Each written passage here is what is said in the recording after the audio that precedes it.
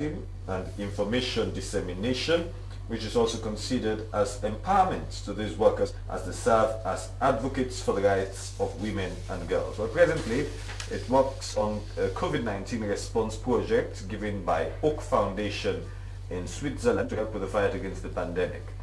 Among the activities and how Media Matters for Women has contributed in addressing gender and sexual-based violence in the country.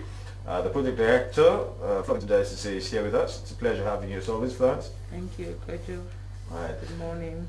Yeah, and you're working with women and girls in these rural areas, and you came up with, I believe because of your background in the media and all of that, you came up with this podcast way of reaching women and helping them to disseminate information in their communities, so at least they keep abreast of what is going on and all of that. And now you are in the midst of COVID-19 also trying to see what you could do, and you're doing something with Oak Foundation in Switzerland. Now just give us an insight into what exactly you're doing right now. Thank you, Kojo. Good morning. Media Matters for Women. We basically formed Media Matters for Women to close the gap, the information gap between rural women, where it is difficult for them to have the opportunity to watch television. It is difficult for them to listen to the radio. It's cost effective where they cannot afford to buy a radio or a battery. So what we did was to establish listening centers before the COVID-19. We worked with local CSOs, CBOs in the area, in very hard to reach area, and we established listening centers where they can come and listen to information that they can use to transform, and use it to gain their human rights. So that was how we started. So our last project, we looked at the issue of sexual and reproductive health. That was supported by Amplify Change.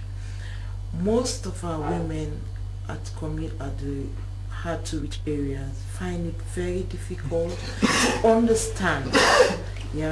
So we create this interesting podcast. We had a consultant who trained our journalists and our community advocates, and they were trained on advocacy skills and knowledge.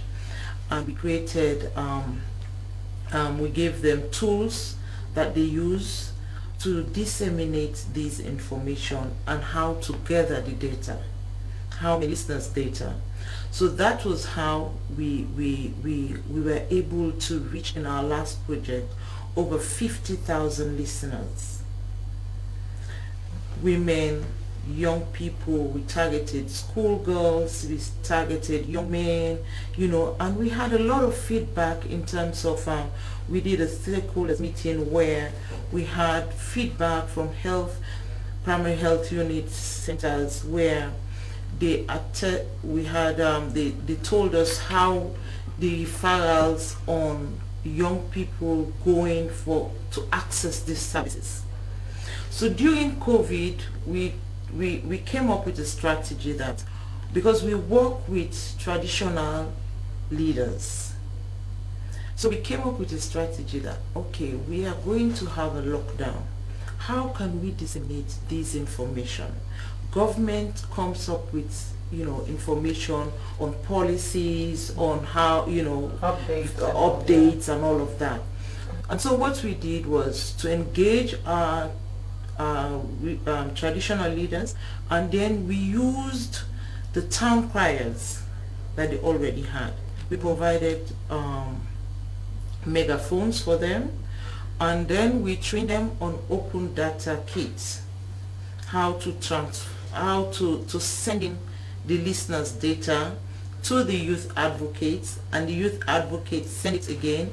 We provided them with phones, and we trained them on how to transfer it via the open data kit, and then we sent it to the focal person and it came directly to our server. So we're able to this get listeners that technology. That's what I wanted to do. Exactly. And it's very interesting. You will scatter it for me. So it's very interesting where, you know, these are young people in rural areas, but we were able to identify them, supported them, increase their knowledge, you know, build their capacity. So it's fun for them. It's a new dawn for them, you know. They see themselves as advocates. They can use, some of them, it's the first time for them using smartphones. So yeah, we had that difficulty at the start, but as the time gradually goes on, they were able to understand. And we do not only gather listeners' data, we gather the feedback. That's the most interesting thing, Kojo. From the period of April to now, we've had over 10 referral cases, because we do, our listeners come back to our youth advocates and tell them about the services they need.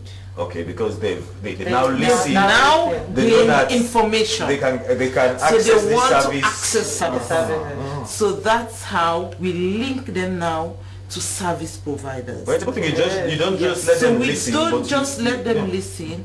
We ensure that we link them with service providers. And the thing that really brought me here is we want other actors to come on board. We want to build a movement. Okay. We want to amplify the great work that everybody is doing. Like my sister just said, I was just thinking, you know, some of the feedbacks that we have, the things that we find out in the rural areas. Most of these women, they just feed their babies with this sachet thing, you know. And malnutrition is alarming. They don't know how to handle. And you go to the backyards, they have fresh potato leaves, they have beans, they have potatoes, they have cassava. It's accessible, but they do not have the knowledge that I can use this to make a porridge for my child, and she'll look good and healthy. So it's about, you know, amplifying our voices. Media Matters for Women came across with a girl. I will not disclose her name for now. At Blama, she was raped, and the auntie that she lived with connived with the rapist for palm wine. Oh wow! He's a palm wine tapper, and he raped the 11-year-old girl. She was about to go and take her NPSC exam. She went for her exam, but she had a wrapper under her, and the stench, her colleagues and the teachers could not handle it. So my community champions brought that to my knowledge. I reached out to the aunt, and the aunt said, this girl is a witch. They have to take her for traditional cleansing. So I intervened, spoke kindly with her, and she referred me to the parent, and I took a consent from them and helped them through Marie Stopes. We were able to give her some medical services.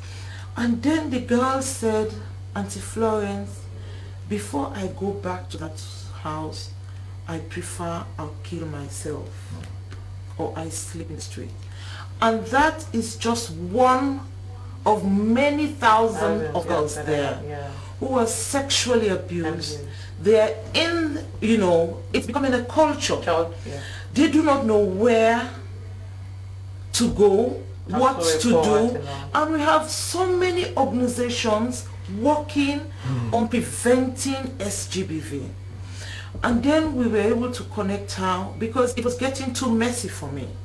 I tried to get in touch with Don Bosco. Don Bosco got in touch with her.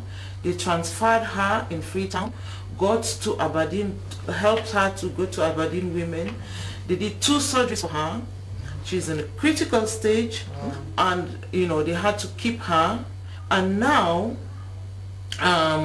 they had to get the culprit to come to Freetown and face justice.